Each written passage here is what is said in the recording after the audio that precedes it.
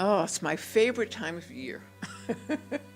So the 49-day period of counting the Omer is my favorite time of year because I love having a focused daily practice.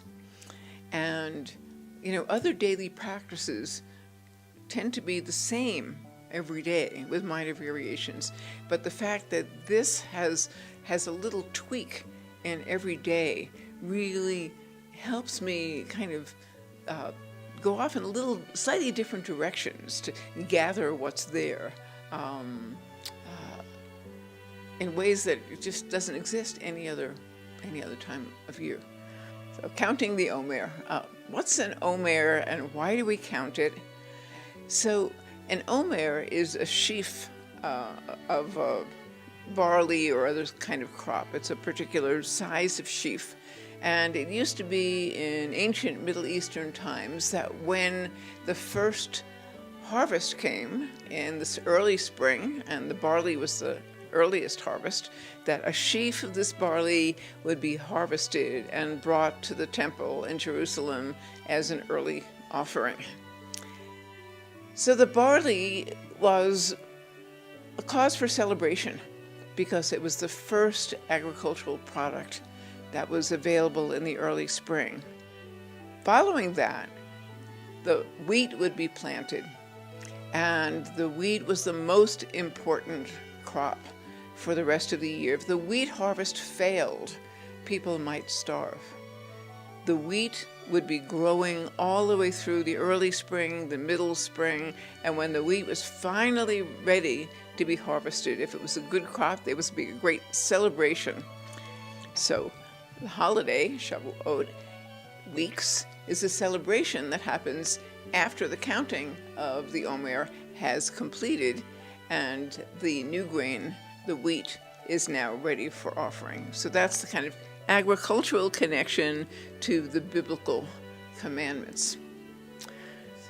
The idea of starting from a vulnerable kind of place and then reaping in an agricultural bounty. And that has transformed itself into starting from a place of spiritual struggle into a place of spiritual bounty. So the place of spiritual struggle has to do with the fact that we start the beginning of the counting of the Omer on the second night of Passover. So what's just happened in the history of our people, we've just gotten free. And so these 7 weeks of counting are a time for us to do deep spiritual examination and say, how can I improve myself? How can I be ready to reap a spiritual harvest? Now, the 50th day after the 49 days of counting, the 50th day is the holiday of Shavuot, the conclusion of the counting of the weeks.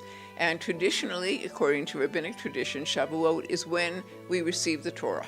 So we've been preparing ourselves for 49 days to receive some kind of spiritual gift, spiritual bonus, and what a better one than getting the Torah on the 50th day. So what would happen is that sometimes I might be in synagogue sometime in the spring, and they would be this extra little bit inserted very quickly, a little blessing, Baruch atah Adonai, and then they would be some numbers, and then they would go on. And I would say, what was that? And someone would say, oh, that's the counting of the Omer, Sfirat HaOmer, Sfirat meaning counting. And so I got interested in what this was. And the other thing that really intrigued me is that we have 1-day holidays, we have Shabbat, we have 7-day holiday, we have 8-day holidays, we have, the whole month of Elul, a month-long holiday, but this is a 49-day period. It's the longest bracketed period of time in the whole Jewish calendar, and people aren't paying attention to it. So I better look into what this really is. And then the next thing that got me really interested was the mystical and Kabbalistic approach to saying, what does it mean to use this 49-day period to prepare yourself to receive whatever inspiration, whatever revelation, whatever new knowledge you might be preparing yourself to receive. Delve deeply into the self-examination or desire for self-improvement or desire for readiness to receive revelation, or digging deeply to connect your spiritual, emotional, intellectual, and physical selves well. So that was the idea behind starting to write this book, was to say, let's take these 49 days with their unique themes, and for each of those kind of subsets, come up with activities,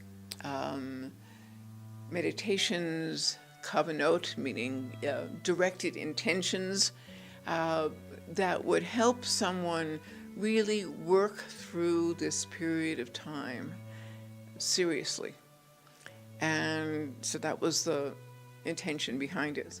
When we count each day, we start with a blessing, traditionally done in the evening after the sun goes down. Standing up, you stand and you recite the blessing for Al Sfirat Omer, on the counting of the Omer, and then you count the days. You count the total number of days that have passed since you began, and you also count the number of weeks and the number of days to make sure, because it says in the Bible, count the weeks, count the days, so you count both. And to keep track of them, some people use little handy aids. So this is an Omer counter that I have. This is Luach Sfirat Omer, the calendar for the counting of the Omer. It has the blessing on the top, and then in the middle window, it has the actual counting in Hebrew, the day, and the number of weeks and the number of days, and then you turn it every day, and you get the blessing and the new counting with the total number of days, and also the number of weeks and the number of days. So for each of these days, there are actions associated with these kind of instructions for going deeper into the theme of the day. You know, the idea is it would be rare to be able to complete all of these actions in all of these worlds for all of the 49 days, but at least doing one or two of them every day gives you a path through this 49-day period of time that hopefully by the end of it will allow you to be ready to receive whatever it is that you hope to get on Shavuot when that holiday rolls around. There's a tradition of staying up all night after the sun has gone down on the 49th day, the Tikkun Lail Shavuot, the healing of the evening of Shavuot, and to stay up all night that night and study. And I love to do that often. Very hard to find other people to do it with, but I like doing that. And the tradition is to study something from all parts of the tradition, something from the Bible, something from the Mishnah, something from the Talmud, something from the Zohar, something from all different pieces of the oral and the written tradition, as yet another way of gathering together, of reaping what has been planted and tended throughout the 49 days of the counting.